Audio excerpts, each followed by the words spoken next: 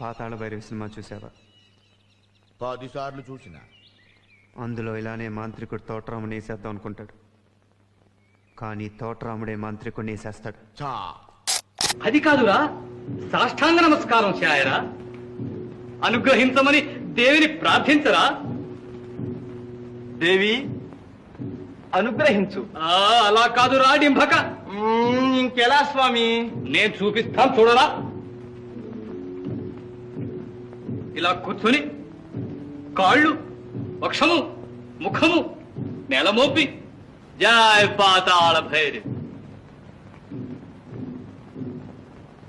కృపామయి, కృపాధార, కామపాశ విమోచని, మహామాత, Mahakali, Kadambini, కళాధార, Kali కల్మష.